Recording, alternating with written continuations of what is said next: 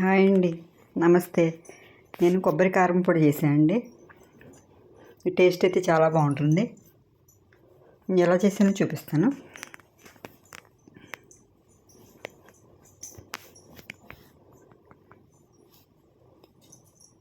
ఒక ఎండు కొబ్బరి చిప్పలు 2 తీసుకోవాలండి. ఇవి నావి కురుడికాయలు. ఒక కురుడికాయ తీసుకున్నానండి. 300 గ్రాములు పుట్నాలు తీసుకున్నాను. కారం, ఉప్పు, కొద్దిగా కరివేపాకు వేసుకోవాలి.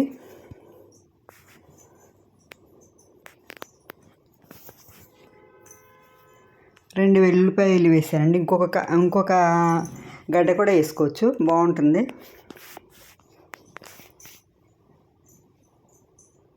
కడిగి ఆరబెట్టిన కరివేపాకు అండి. కొంచెం కూడా తడి ఉండకూడదు,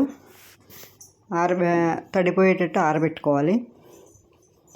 కొబ్బరికాయలు కూడా కట్ చేసుకోవాలండి చిన్న చిన్న ముక్కల కింద.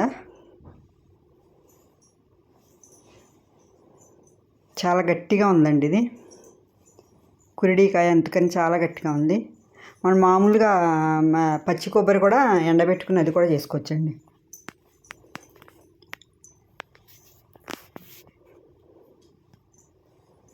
చిన్న చిన్నగా కట్ చేసుకుని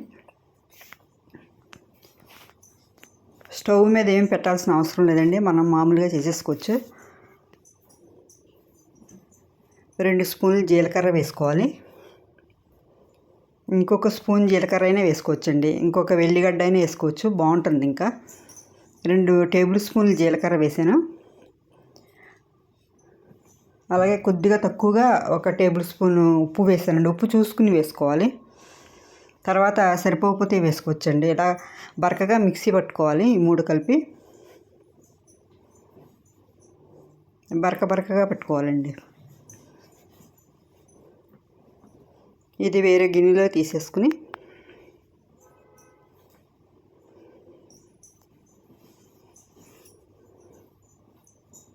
కొబ్బరి ముక్కలు కూడా మిక్సీ పట్టుకోవాలి.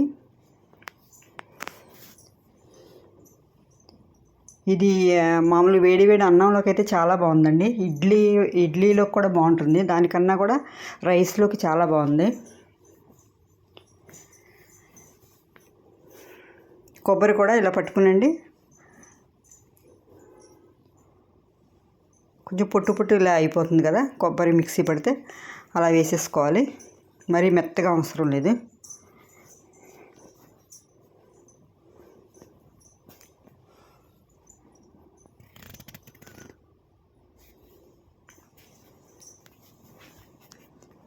ఆయిల్ నూనె వాసన కానీ అది ఏమి రాదండి, మంచిగా ఉంటుంది. కరివేపాకు కూడా వేసేసుకోవాలి పచ్చిదే.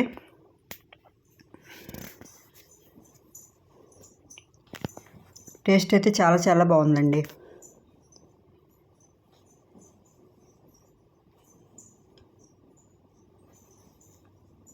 ఐదు టేబుల్ స్పూన్లు కారం వేసాను. మీకు సరిపోలేదనుకుంటే ఇంకో స్పూన్ కూడా వేసుకోవచ్చండి. మనం పట్టుకుని చూసిన తర్వాత సరిపోకపోతే ఉప్పు కారం కలుపుకోవచ్చు. కొంచెం కారంగా ఉండాలండి. కారంగా ఉప్పు సరిపడగా ఉంటేనే ఈ పొడి బాగుంటుంది. వెల్లుల్లిపాయ వేసాం కాబట్టి అండి కొంచెం గడ్డగట్టేసినట్టు అయిపోద్ది. ఒకసారి తిప్పుకొని అడుగునేమి లేకుండా అండి స్పూన్తో తీయాలి, ఇలా కలుపుకోవాలి.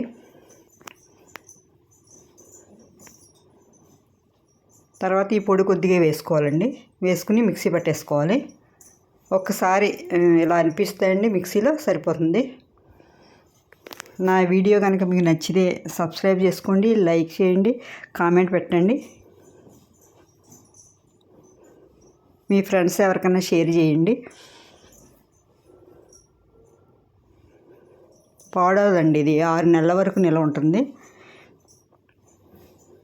ఎక్కువ క్వాంటిటీలో చేసుకుంటే అండి కొంచెం ఫ్రిడ్జ్లో పెట్టేసుకుంటే బయట కూడా ఉంటుందండి, మంచిగానే ఉంటుంది. ఉప్పు సరిపడగా వేసుకుంటే పాడవదు అసలు. ఇడ్లీలో వేసుకోవచ్చు, దోశలో వేసుకోవచ్చు అండి. అన్నిటికన్నా రైస్లో ఇంకా బాగుంటుంది. కొంచెం నెయ్యి వేసుకోవాలండి, నెయ్యి వేసుకుంటే టేస్ట్ బాగుంది.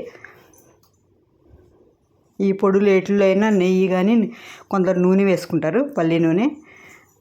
మేమైతే నూనె వేసుకోము, నెయ్యి వేసుకుంటాం. నూనెతో కూడా బాగుంటుందండి. మామూలుగా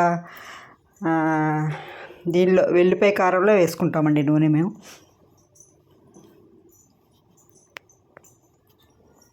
ఇది మొత్తము మిక్సీ చేసేసుకోవాలండి. చూసుకుని ఉప్పు కానీ కారం కానీ సరిపోకపోతే వేసుకోవాలి. ఏదైనా గాజు సీసాలో స్టోర్ చేసుకుంటే అండి ఎక్కువ కాలం నిల్వ ఉంటుంది.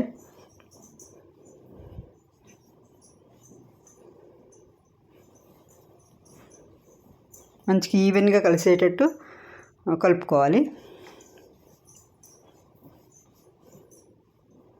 అంతే అండి.